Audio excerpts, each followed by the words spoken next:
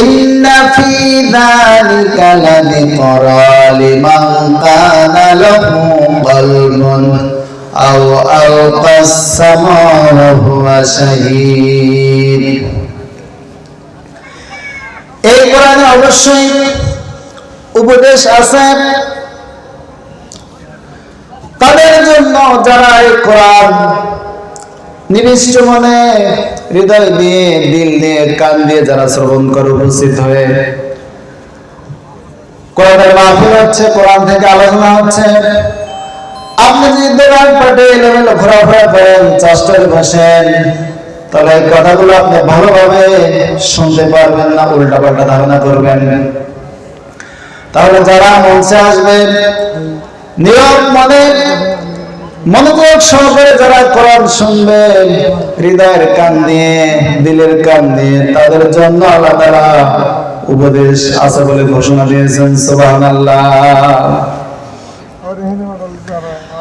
আল্লাহ পাক বলেন ইয়াসমাউ আয়াতিল্লাহি তুতলা আলাইহি সুম্মা ইয়াসিরু মুস্তাকবিরান কাল্লাম ইয়াসমাহা ফাবাশশিরহু বিআযাবিন আলীম। যারা কোরআন শোনে, কোরআন শোনার পর অহংকার করে, জেদ ধরে, এমন ভাব অঙ্গভঙ্গি করে যেন কাল্লাম ইয়াসমাহা, যেন কোরআন শুনেই নাই। আল্লাহ বলেন, হে নবী, তাদেরকে আপনি ফাবাশশিরহুম বিআযাবিন আলীম, তাদেরকে আপনি কঠিন শাস্তির সুসংবাদ দিন। বলেন নাউযুবিল্লাহ।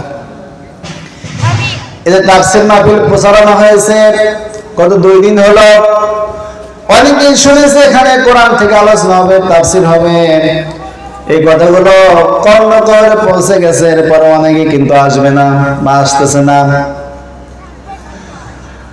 পরবর্তী আয়াতে আল্লাহর কঠিন কথা বলেছেন, ওয়া ইযা আলিমা মিন আয়াতিনা শাইআন ইত্তাখাযাহা হুজুয়া উলাইকা লাহুম আযাবুম মুহিন।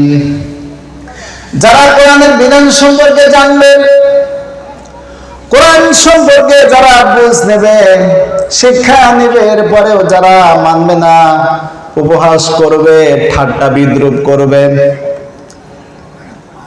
আজ কোরআন সম্পর্কে ঠাট্টা বিদ্রুপ করা হয় কিনা বলেন?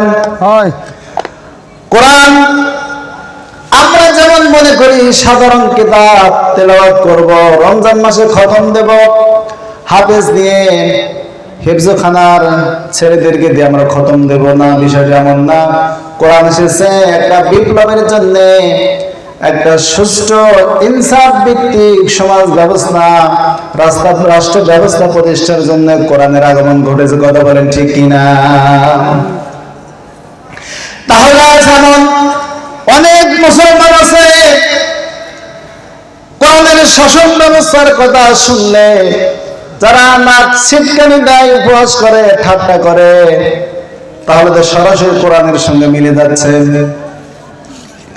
যারা কোরআনের বিধিবিধান সম্পর্কে জানার পরে উপহাস করবে, ঠাট্টা বিদ্রুপ করবে, তামাশা করবে, আল্লাহ তাআলা বলেন উলাইকা লাহুম আযাবুম মুহিন, তাদের জন্য আল্লাহ তাআলা লাঞ্ছনাদায়ক শাস্তির ব্যবস্থা রেখেছেন। বলেন নাউযুবিল্লাহ। এই কোরআন অনুসরণ করে চলতে গেলে নানান ঝামেলা আসবে, ঝড় তুফান আসবে, এই ঝড়ে যেন আপনি উড়ে না যান, যার কারণে আল্লাহ তাআলা ঘোষণা করেছেন ফাসতামসিক বিল্লাযী উহিয়া ইলাইকা ইন্নাকা আলা সিরাতিন মুস্তাকিম। হে নবী, আপনার উপরে যে কোরআন ওহী করা হয়েছে এটা আপনি আঁকড়ে ধরুন। ইন্নাকা আলা সিরাতিন মুস্তাকিম, অবশ্যই আপনি সঠিক পথে আছেন।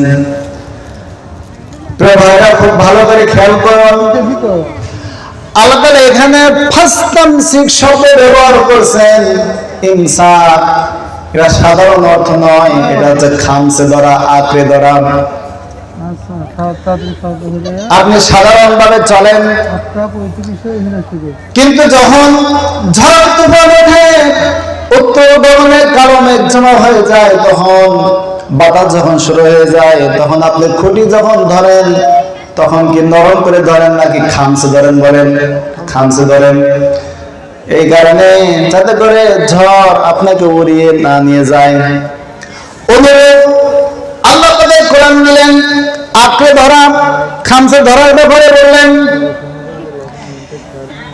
এই কারণে এই কোরআনের কথা বললেন।